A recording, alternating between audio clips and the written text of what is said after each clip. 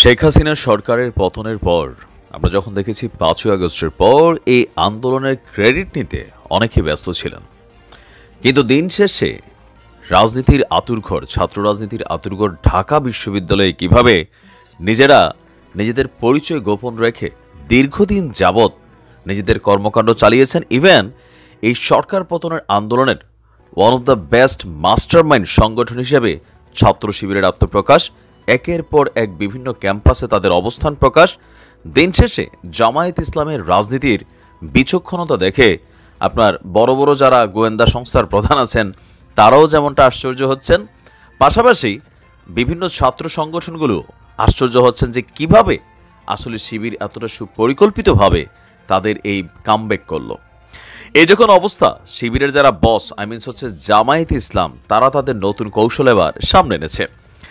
দর্শক, এই কৌশল দেখে অনেকটা চিন্তার ভাঁজ কিন্তু বাংলাদেশ জাতীয়তাবাদী দল বিএনপি এবং কি বাংলাদেশ থেকে অনেক দূরে থাকা সাবেক প্রধানমন্ত্রী শেখ হাসিনা সহ অন্যান্য রাজনৈতিক দলগুলোর মধ্যেও। তবে জামাত কতটুকু সফল হবে সেটা হচ্ছে আপনার পরিসংখ্যান ভিত্তিক একটা ইস্যু সামনে চলে আসবে। তবে আমি আমার একটা ভিডিওতে আজকে বলেছিলাম, চট্টগ্রাম কলেজে ছাত্র শিবিরের হাতে ছাত্রদল নেতারা লাঞ্ছিত হয়েছে। অবশ্যই পিছনে কোনো ঘটনা আছে, তো এই ঘটনাটাতে আপনারা যারা কমেন্টে বলছেন যে ভাই ছাত্র শিবির এমন না, এই না সেই না, এই জিনিসগুলো কিন্তু ছাত্রলীগের মধ্যেও ছিল। দোষ করলে দোষটার সমালোচনা করতে হবে, ব্যাকগ্রাউন্ডে অবশ্যই কাহিনী আছে, কিন্তু এখানে তো আর ছাত্রলীগ নাই। এখানে দুইটা দল তারা নিজেদের আধিপত্য বিস্তার হোক সামহাও যে কোনো ব্যাকগ্রাউন্ডে কোনো একটা ঘটনা থেকে যেটা করছে সেটা কিন্তু ঘটনা সত্য, এটা বানোয়াট কোনো গল্প না। আর আমার দল কোনো অপরাধ করলে, আমার সংগঠন কোনো অপরাধ করলে এটার মধ্যে যে পর্দা দেওয়ার যে একটা সিস্টেম বাংলাদেশে আছে সেইখান থেকে বেরিয়ে আসতে না পারলে সবার জন্য কিন্তু এটা অকল্যাণকর হবে, খেয়াল রাখতে হবে। তো যাই হোক, এখন জামাতের যে নতুন রাজনৈতিক পলিসি তাদের আসল রূপ সামনে আসছে। আসল রূপ বলতে অনেকে বলছেন যে জামাত বেসিক্যালি বিএনপির সাথে জোট বেঁধে নিজেদের যে অবস্থানটা ধরে রেখেছিল, এখন দিন শেষে সেই বিএনপিকে দূরে সরিয়ে তাদের যে চিরশত্রু বেশ কয়েকটা ইসলামিক রাজনৈতিক দলের সাথে দীর্ঘদিন দূরত্ব ছিল তারাই এখন একটা জায়গায় প্ল্যাটফর্মে কানেক্টেড হচ্ছে। ইভেন গণমাধ্যমে দেওয়া বিভিন্ন বক্তব্য অ্যানালাইসিস শেষে বলা যাচ্ছে যে নতুন ইসলামী জোট নিয়ে আসছে জামায়াত ইসলাম, বদলে যাচ্ছে রাজনীতির সমীকরণ।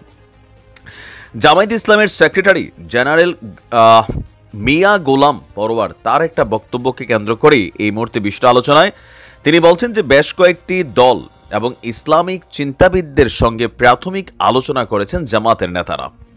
কয়েকজন নেতা ইঙ্গিত দিয়েছেন একক প্রতীকে নির্বাচনে যাওয়ার কৌশল নিয়েও ভাবনা আছে দলগুলোর, মানে সবাই মিলা একটা প্রতীক তৈরি করবে আর সেই প্রতীকেই নির্বাচন হবে। হতে পারে সেটা দাঁড়িপাল্লা, হতে পারে সেটা অন্য কোনো ডিপার্টমেন্টের প্রতীক। তো যাই হোক, এখন অনেকেই বলছেন যে হেফাজতে ইসলাম, তারপর হচ্ছে যে চরমনায় পীর, পাশাপাশি আপনার আরও যে ইসলামিক দলগুলো আছে ছোট বড় যাদেরই মাঠে ভোট আছে তাদেরকে নিয়ে আপনার জামাত একত্রিত হওয়ার জন্য চেষ্টা করছে। ইভেন এই ক্ষেত্রে অনেক দূর তারা এগিয়ে গেছে।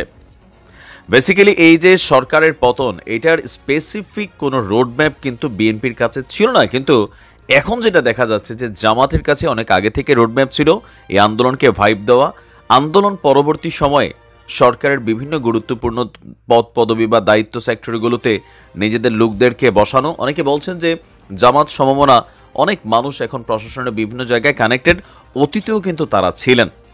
এর পাশাপাশি যেই ইসলামিক দলগুলোর সাথে তাদের বিচ্ছিন্ন সম্পর্ক ছিল সেই দলগুলোর সাথেও তারা কিন্তু গোপনে সম্পর্ক রেখেছেন। আর সরকার পতনের পরে যে হুট করে চরমোনাই অথবা হেফাজতে ইসলাম, জামাতে ইসলাম আরও যে দলগুলো আছে তারা বৈঠক করছেন, মিটিং করছেন, এটা কিন্তু একদিনে হয় নাই। এই পরিকল্পনাগুলো অনেকটা গোছানো ছিল আর সেটারই বাস্তবিকতা মানে আউটপুট বা রেজাল্টটা এখন সামনে আসছে। ইসলামী আন্দোলনের যিনি আছেন চরমোনার পীর, তিনি বলছেন এরই মধ্যে আমরা ইসলামী দলগুলোকে ঐক্যবদ্ধ হওয়ার আহ্বান জানিয়েছি, অনেক দল সম্মত হয়েছেন। দেশের মানুষও চাইছেন একবার অন্তত ইসলামিক দলগুলো দেশ শাসন করুক, মানুষ তখন পার্থক্য করতে পারবে ইসলামী শাসনতন্ত্র কল্যাণমুখী নাকি ফ্যাসিবাদী। তো এখানে জামাতের সেক্রেটারি জেনারেল তিনি বলছেন এখন পর্যন্ত 7টি ইসলামী দল এবং কোনো দলের সাথে নেই কিছু ইসলামিক চিন্তাবিদ, জাতির কাছে তাদের মর্যাদা আছে এমন বেশ কয়েকটি দল এবং দলীয় প্রধানদের সাথে মিটিং হয়েছে। আর জোট হলে নতুন রেকর্ড দেখবে বাংলাদেশ। বিষয়টা বুঝতে পারছি। তিনি বলছেন, যদি সবাই ঐক্যবদ্ধ হতে পারি এবং মানুষের আশা আকাঙ্ক্ষাকে কাজে লাগাতে পারি, তাহলে আগামী নির্বাচনে একটা বড় ভোট ব্যাংক তারা দেখাতে পারবেন এবং সরকার গঠন করতে পারবেন ইনশাআল্লাহ। নির্বাচন কমিশনের দেওয়া তথ্য অনুযায়ী দেশে নিবন্ধিত ইসলামী দলের সংখ্যা হচ্ছে 11টা। এখন প্র্যাকটিক্যাল সিচুয়েশন হচ্ছে, আওয়ামী লীগ যদি ব্যান হয় অথবা নির্বাচন করতে না পারে, বিএনপি একটা বড় ভোট ব্যাংক তাদের কানেক্টেড আছে, বাট জামাত ইসলামের পাশে হেফাজতের একটা বিশাল ভোটার আছে। অতীতে এগুলা ওই রকম ছিল না। আপনি যদি দেখেন 2006 বা 2008 পূর্ববর্তী যেই রাজনৈতিক অবস্থান ইসলামিক দলগুলোর এতটা বড় ছিল না। চরমনায় পীর এভাবে পলিটিক্সে আসেন নাই। এখন তারা কিন্তু সরব বিভিন্ন সময় ধরে হাত পাকা আন্দোলনে বা তাদের লগতে জামাত ইসলাম, দাড়িপাল্লাতে, হেফাজত কানেক্টেড হচ্ছে। আরও যে দলগুলো আছে কম বেশি, তাবলিগে জামাত, বিভিন্ন বাংলাদেশে তো অনেক সংগঠন আছে। আবার আমজনতার মধ্যে একাংশের চিন্তা যে না, অনেক তো দিলাম আওয়ামী লীগ বিএনপিরে, এবার একবার জামাতরে দিয়া দেখি। এই টেন্ডেন্সিটা যদি নফসের মধ্যে আটকায় যায়, তাহলে কিন্তু বিএনপির কপালে চিন্তার ভাঁজ পড়াটা খুবই স্বাভাবিক। ইভেন জামাত স্পষ্ট বলে দিয়েছে তারা বিএনপির সাথে জোট বাঁধবে না, ইসলামিক দলগুলোকে সাথে নিয়ে তারা এককভাবে নির্বাচনে যাচ্ছে। কি ঘটতে যাচ্ছে আসলে? তো আপনি কি মনে করেন যে আসলে জামাত ইসলাম এই মুহূর্তে তারা কি পারবে? কেউ কেউ বলছেন যে পশ্চিমারা চাইছে না, ভারত চাইছে না, হয়তোবা জামাত পারবে না, কারণ ভারতের সাথে জামাত যে সম্পর্কটা ক্রিয়েট করতে চাইছে সেখান থেকে সরে আসছে। ভারত বিএনপির সাথে সম্পর্ক বিল্ড আপ করতে চাচ্ছে। কিন্তু আমি একটা জিনিস খেয়াল করে দিতে চাই, আফগানিস্তানে বর্তমানে যে সরকার আছে এটা কোনো দেশের চাহিদা ছিল না, ওটা তাদের দেশের জনগণ বা তারা নিজেদের সক্ষমতা দিয়া তারা কিন্তু সরকার গঠন করে ফেলছে। রাইট নাও সবাই তাদের কার্যকলাপ দেখছে, তাদের প্রশংসা করছে বা বিভিন্ন ধরনের তাদের অ্যাক্টিভিটিস সেগুলো দেখছে। আলোচনা আছে, সমালোচনা আছে। এখন জামাতের যে রাজনৈতিক প্রজ্ঞা, জ্ঞান, কৌশল এই মুহূর্তে বাংলাদেশের প্রত্যেকটা রাজনৈতিক দলের চেয়ে কিন্তু তারা অনেকটা শক্তিশালী, গোছানো।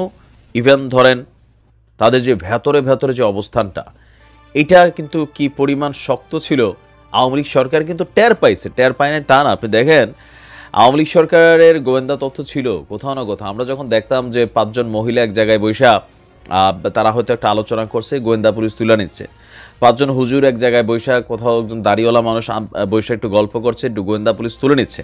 তার মানে জামাতের এই যে গোপন কর্মকাণ্ড অথবা তাদের যে সাংগঠনিক কর্মকাণ্ড তারা চালাইতো, এগুলোর গোয়েন্দা তথ্য ছিল। কিন্তু আমজনতা বা মুসলিম জনতা এটাকে বিশ্বাস করতো না। আমরাও সমালোচনা করতাম যে আরে ভাই 5 জন মানুষ একসাথে বসে তো আড্ডা দিতেই পারে, কেন পুলিশ তাদেরকে ধরে নিয়ে যাবে? এই ধরনের বিতর্ক কিন্তু ছিল।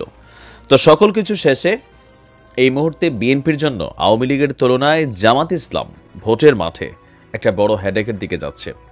কি মনে করেন, বিএনপি কি ঠেকাতে পারবে? ভালো থাকুন।